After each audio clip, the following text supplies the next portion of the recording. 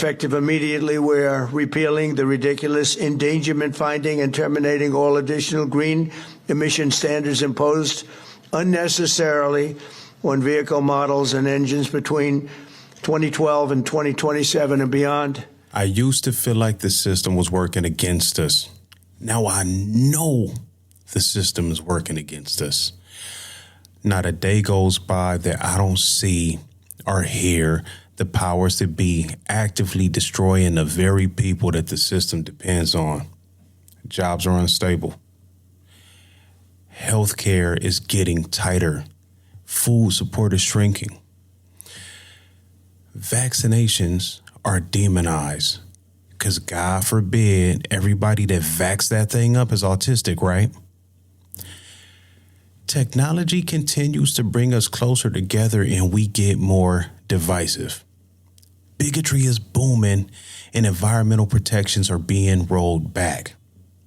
This leaves me with a question. If profit depends on people, why do they make decisions that hurt the people? Think about this. Power versus people. Worship how I worship, or you're going to hell. Have the same sexual preference as me, or you're going to hell. Don't get an abortion, keep the rape, whoopsie poopsie, incest, one night stand baby that you're not going to raise properly anyway. Or you're going to hell because you're a bad person. We push people into belief systems by fear mongering. Think about how regulations protect health.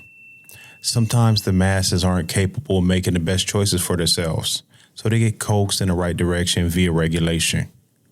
Wear a seatbelt, wear a helmet, wear a condom, safe sex, don't drink and drive. Think about the effects of rolling back environmental emissions. Scientists predict loss of sea ice, melting glaciers and ice sheets, causing sea levels to rise and cause more intense heat waves. Global temperatures are also increasing from human-made greenhouse gases, continuing to cause severe weather damage that will increase in intensity. Think about how pollution hurts humans. Cancer, cardiovascular diseases, respiratory diseases, diabetes mellitus, obesity, respiratory, neurological, and immune system disorders. But the other side wants to serve that to you on a silver platter. They want you to think about their pockets. They want you to love fossil fuels and the power industry. But I want you to think about how archaic they are to still think that this is the only viable source of energy. Is this the only way to continue economic growth? They think that regulations to prevent the destruction of planet Earth and mankind will hurt their bottom line. Think about policy versus reality. Rules should be for everybody or rules should be for nobody. We got so far off track because rules and regulations are only relegated to poor people and people that are members of marginalized groups. It's really simple math. Add with me. Money plus power plus status equals lawlessness in America. And the political policies created by this country don't align with the rights and realities of American citizens. Think about language versus truth. We are in Trump, red pill, individualistic, me, profit over people. Bigotry is the new black era America. So language is always going to be up against truth. The media is bought and sold, and all we're fed is opinion-based alternative facts. Think about profit versus public health. A healthy society is a happy and productive society. Why would they cure diseases? It's no money in that. I think that they don't know the definition of the word empathy. I think it warms their heart getting people hooked on overpriced medications that lead to a lifetime of dependency, then ripping away their health insurance. I'm not saying resort to homeopathy, but I think Big Pharma has some explaining to do. Smoking tobacco is bad. It leads to cancer, heart disease, chronic obstructive pulmonary disease. It leads to what else? Harmful reproductive effects, heart disease, rheumatoid arthritis, and diabetes. Nobody wants diabetes. Diabetes is anywhere and everywhere, but nobody seems to want it. So they demonized tobacco, and they told you how good smoking was, and now they tell you how bad it is and all the diseases that it causes. But vape, though.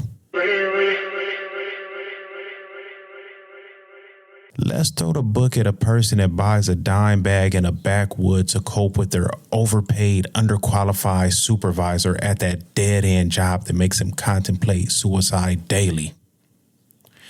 Marijuana was illegal because hemp was a more economical replacement for paper pulp, and big newspaper wasn't going to allow that. So they bastardized marijuana. Can I tell you about it? A 1927 New York Times article read, Mexican family goes insane after eating marijuana. William Randolph Hearst said, users of marijuana become stimulated as they inhale the drug, and they're likely to do anything.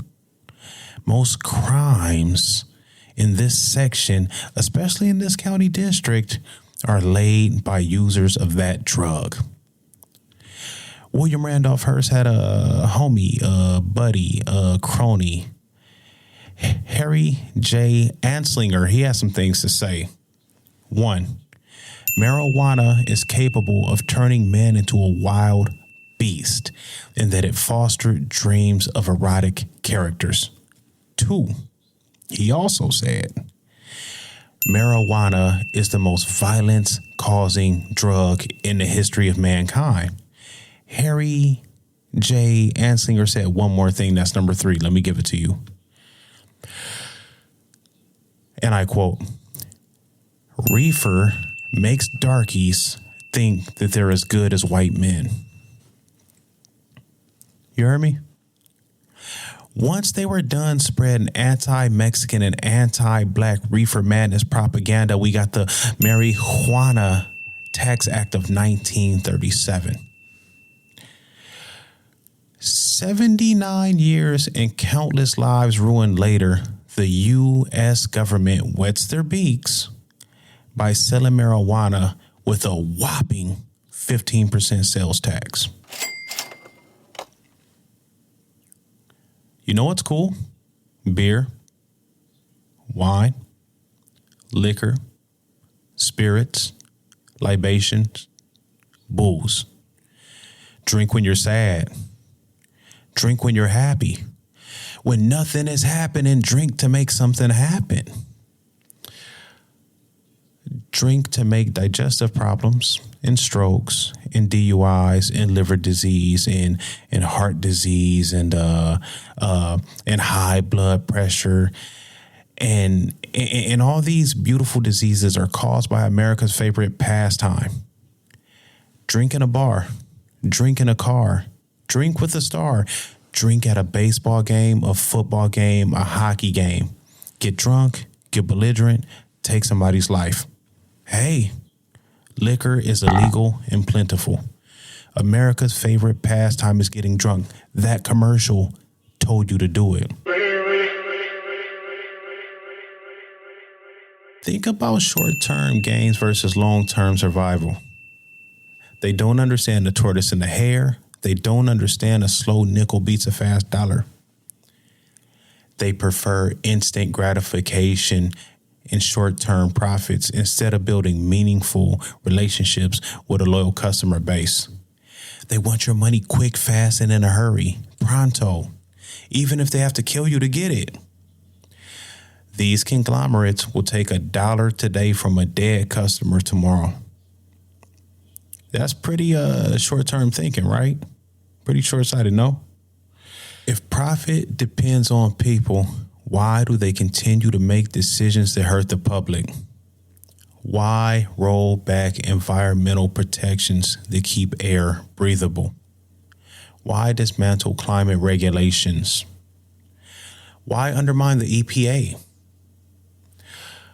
Why attack emission rules and weaken CAFE standards? CAFE standards were designed to reduce pollution and make less dependency on fossil fuels. CAFE standards wasn't some stupid hippy-dippy rules that we were just, experimenting with. CAFE standards were in place to keep us with breathable air and lower fuel costs and less oil dependency and long-term stability. Rolling this back doesn't just help big car, big automotive. It increases emissions. It increases pollution. It increases public health risk. And when billionaires and the billionaires and the fossil fuel executives are just so greedy and so horny that they're sitting back counting their money, smiling and laughing at deregulation. And the lobbyists and the politicians are getting what they want while the asthma rates and bronchitis rates soar while heat intensifies. And it just makes me think, are they stupid? Or are they evil? I know that they're not stupid. I know they're not stupid because they do a good job of screwing us. They're willing to bleed the system dry, even if it destabilizes the people that contribute to the system. They will cut their nose off to spite their faces. They will implode America before they fix anything. It looks like short-term profit beats long-term survival. This deregulation that they're dishing out is going to collapse the system later, sooner than later. But it's okay. It's all right because the billionaires are sitting back, hedging their bets, while the poors, us regular people, are sitting back, eating, breathing, and drinking consequences. And they're talking about growth and profit and freedom. But what kind of freedom are they giving us when healthcare is snatched, when food is snatched, when wages are stagnant and jobs are snatched? When the planet warms and regulations that protect us get labeled anti-business, what kind of freedom are they talking about? If they keep rolling back all these protections that we have, it's going to destabilize the workforce. It's going to poison the air. It's going to poison the water. And it's going to polarize communities. And they're doing a really awful job of managing the system, but they're doing a really great job of causing dysfunction and chaos. And this is the uncomfortable part that people don't want to talk about. This is the uncomfortable part that people don't want to talk about. Listen. A small circle of wealthy elites will survive this instability. All this is going to fall apart, but the billionaires will be fine. Because what's going to happen is they're going to build a colony on Mars and leave us here, or they're going to stay on Earth with private security and private healthcare and private energy on their private land, and they'll be fine. But what are you and I going to do? What are your children and grandchildren going to do? So maybe the question is not why they hurt the public. Maybe the question is, who pays the price? The billionaires, the lobbyists, the politicians, they're not paying the price of destruction. They don't even pay taxes. The people that are going to pay the price are the regular people, me, you, the people that were sold a dream, the people that were told this was about freedom. We're going to make America great again. We're going to get the women out of here and the immigrants out of here. And the people, you don't realize the people that are getting hurt are the people that voted to take the guardrails off. Good job, America. You're doing good.